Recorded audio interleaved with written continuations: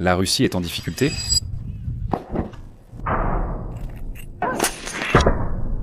L'armée russe était autrefois crainte dans le monde entier, mais aujourd'hui elle s'effondre en Ukraine.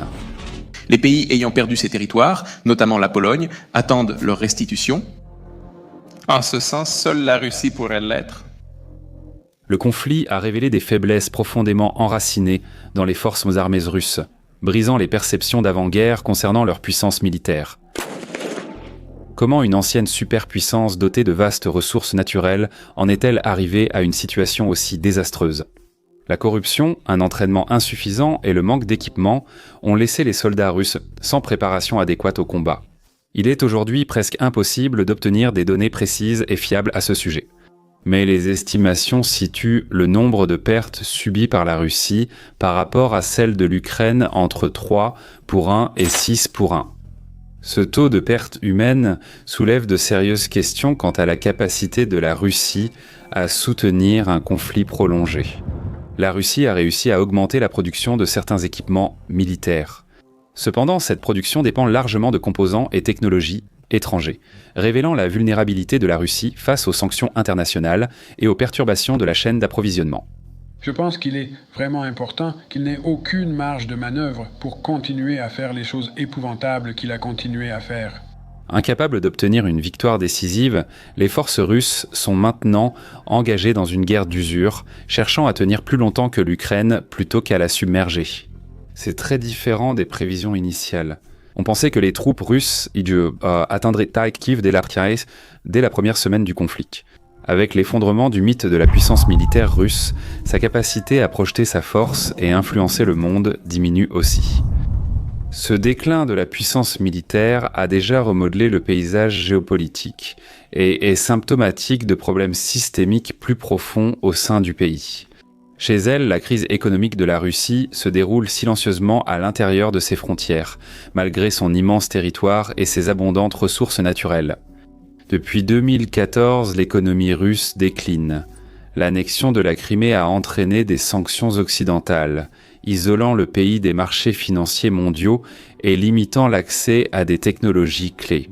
Ces sanctions ont fortement réduit l'économie russe, avec une croissance du produit intérieur brut stagnante et une inflation élevée. Reuters a rapporté qu'en 2024, l'inflation en Russie a atteint 9,5% et les taux d'intérêt 21%. Les taux et l'inflation restent un problème mondial. Même aux États-Unis, où près de la moitié des Américains vivent au jour le jour. Même certains gagnant plus de 150 000 $. Normalement, ils compenseraient avec leurs investissements. Les restrictions sur les transferts de technologies causées par les sanctions ont été particulièrement dommageables pour le secteur pétrolier et gazier, qui est l'épine dorsale de l'économie russe. Sans accès aux technologies d'extraction avancées, la Russie aura du mal à maintenir sa position de deuxième plus grand exportateur d'énergie dans la décennie à venir. Bien que la Russie possède une abondance de pétrole, de gaz, de métaux précieux, de bois et d'autres matières premières, ces ressources naturelles ne se sont pas traduites par une économie diversifiée et résiliente. Le pays se retrouve de plus en plus dépendant des exportations de matières premières, le pétrole et le gaz représentant 45% des recettes du budget fédéral. Mais l'industrie manufacturière nationale n'a pas su répondre à la demande, ce qui a entraîné des pénuries de nombreux produits essentiels et une baisse du niveau de vie pour de nombreux Russes. Ainsi, même les prévisions les plus optimistes annoncent désormais une stagnation à long terme. Sans réformes significatives et diversification économique, le pays risque de prendre encore plus de retard par rapport à ses concurrents mondiaux. Innovation et investissement hors ressources restent faibles, moins de 10% des exportations russes venant de la fabrication à valeur ajoutée. Il existe un lien direct entre la puissance économique et les capacités militaires, et les difficultés de la Russie à moderniser ses forces armées sont une conséquence directe de cette faiblesse. Construire une économie plus diversifiée nécessiterait de surmonter les intérêts bien ancrés des oligarques et de créer un environnement politique stable, propice à l'investissement étranger et à l'innovation. Au lieu de cela, la Russie est devenue dépendante d'un seul partenaire commercial. La Chine est devenue la bouée de sauvetage essentielle de la Russie. La décision de lancer une opération militaire spéciale. Depuis l'invasion russe de l'Ukraine en 2022, ils sont passés d'un partenariat d'égal à égal à une dépendance envers la Russie. L'ampleur de ce changement est évidente dans les chiffres du commerce et les principaux secteurs économiques. La Chine domine maintenant les importations russes de composants clés, comme les semi-conducteurs, et est aussi devenu le premier client pétrolier de la Russie. En 2023, les échanges commerciaux entre les deux pays ont atteint 240 milliards, avec des exportations de pétrole russe vers la Chine en hausse de 24% par rapport à l'année précédente. La Chine représente désormais un tiers du commerce total de la Russie. La Chine peut ainsi exercer un levier économique sur la Russie, surtout dans l'énergie. La Russie dépendant du pétrole chinois, la Chine a obtenu d'importantes réductions sur ses achats. Les sanctions occidentales limitant ses options, la Russie doit accepter des conditions défavorables. Et pourtant, même avec des prix plus bas, le gazoduc Force de Sibérie, qui livre du pétrole brut russe à la Chine, ne parvient pas à remplacer les anciens volumes d'exportation de la Russie vers l'Europe.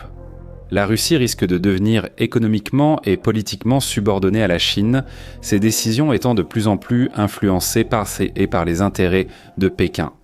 La Chine profite des prix bas de l'énergie et se réjouit de vendre des produits à double usage et des technologies dans le militaire. Cependant, ils ont déjà assez de problèmes chez eux et ne veulent pas soutenir un État russe en difficulté. Et la déstabilisation causée par l'agression russe n'aide pas la Chine sur la scène mondiale. Et si l'on regarde les quelques autres partenariats que la Russie a réussi à maintenir, on observe un schéma plus large.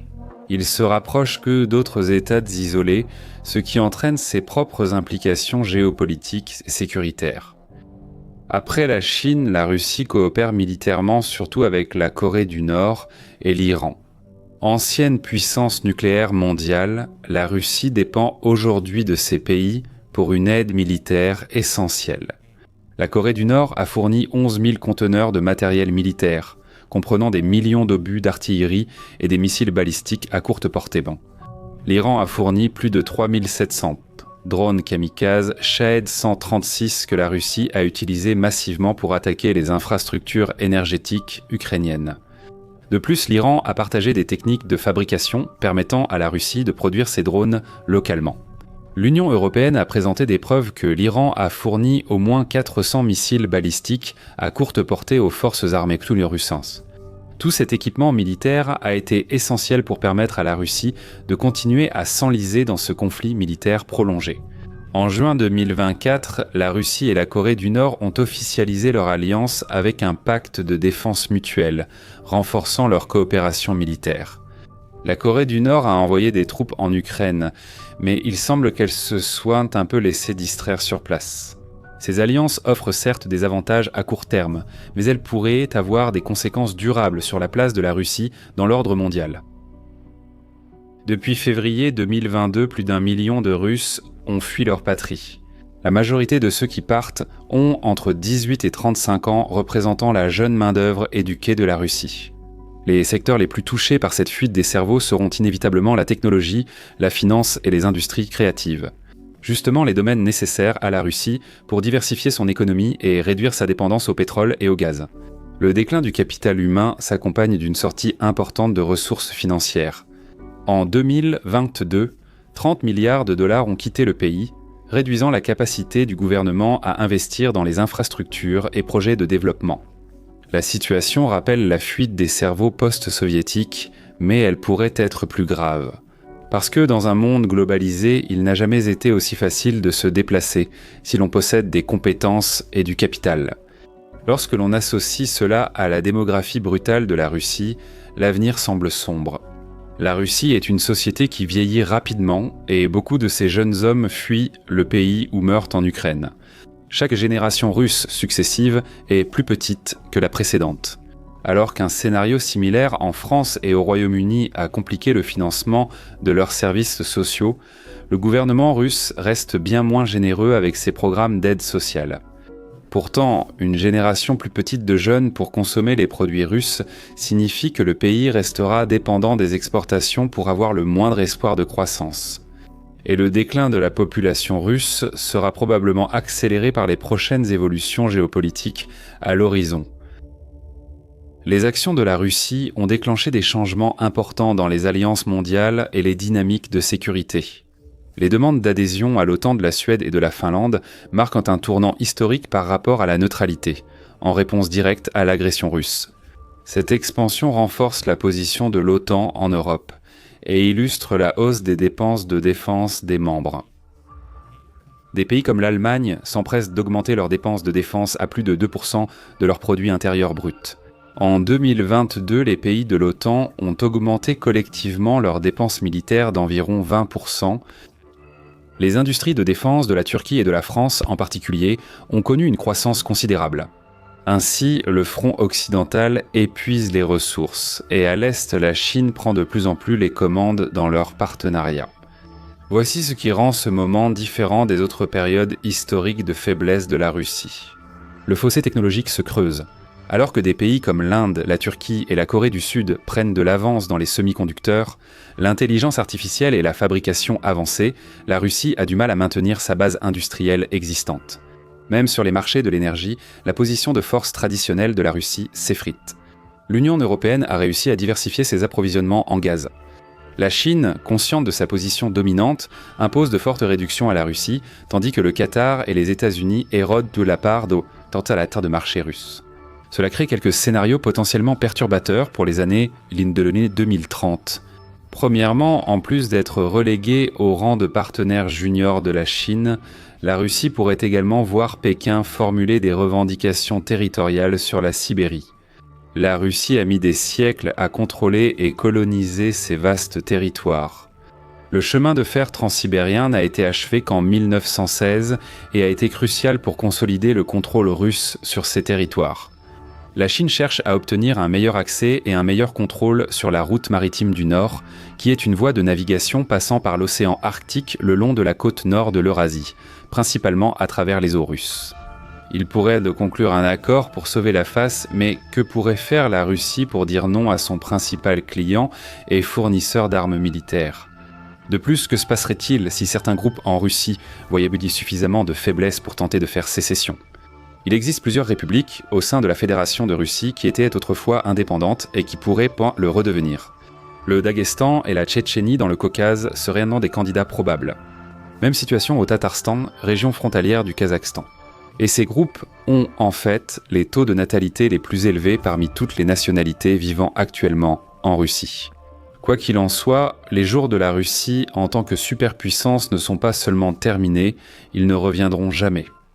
Dans le monde multipolaire émergent, la Russie préfère jouer le rôle de trouble-fête plutôt que celui de faiseur d'événements mondiaux.